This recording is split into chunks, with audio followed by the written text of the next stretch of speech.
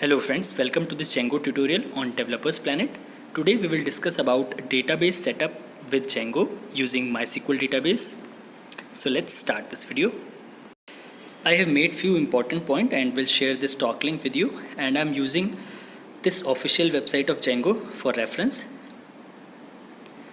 So here in this tutorial we will see database setup,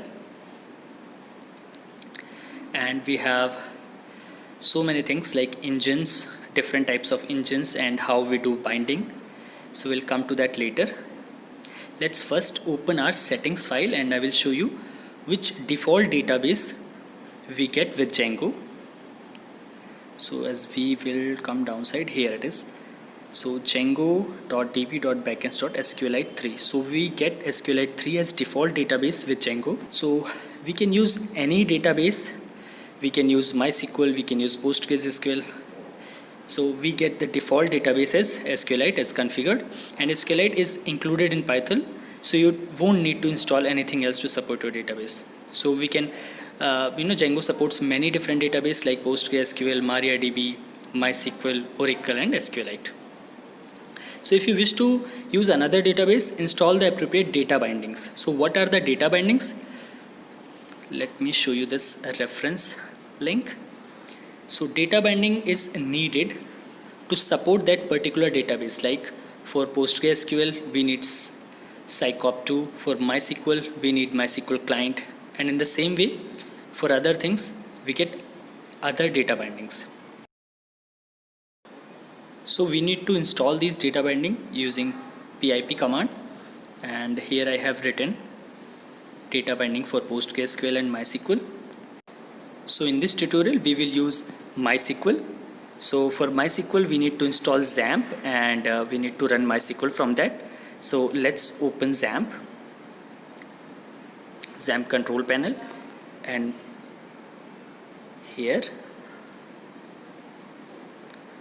we will start XAMPP and MySQL both to get phpMyAdmin of MySQL. So it is a UI interface which gives us a platform to create database or perform some SQL queries.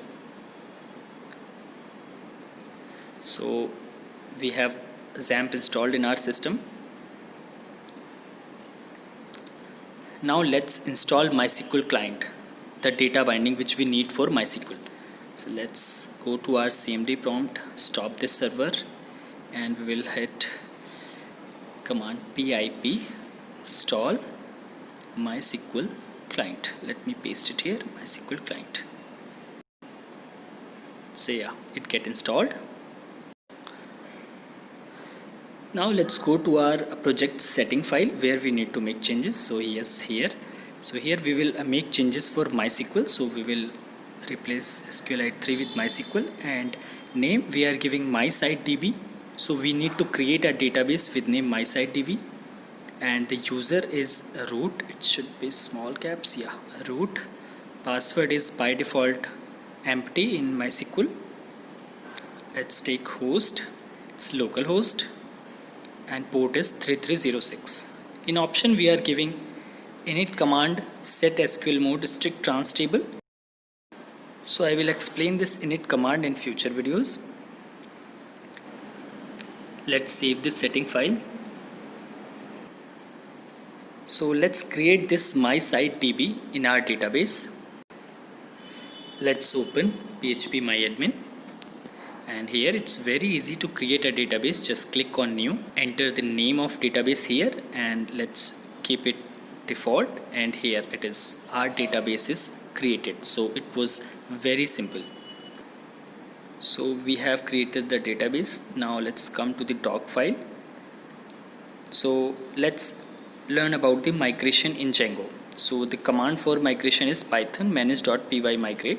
So the migrate command looks at the installed app setting and creates any necessary database tables according to the database settings in our settings file.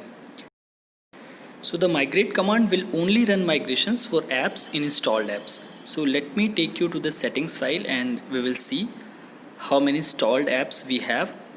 So here it is. So we have django.contrib.admin, auth, content types, session, messages, static files. So these are stalled apps. We can remove these according to our need. So by default these comes. So in official document also, here it is described these all the default installed apps in our Django project. Okay, so let's run this migrate command. So we will see how after running this migrate command tables will be created in our database. So let me write python manage.py migrate, hit enter, and yes, now migration started. We are also getting warning on top regarding that strict mode. We can ignore it for now. I will discuss about it later. And here we have all the tables. So yes, it's run, and now we will check in our MySQL PHP MyAdmin panel, and we will refresh this database. Just click on my site DB and you will get, so these many tables are created just hitting that migrate command. So for MySQL we just made changes in our database in settings file.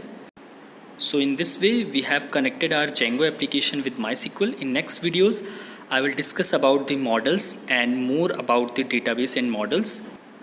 Thanks for watching this video. Take care and bye bye.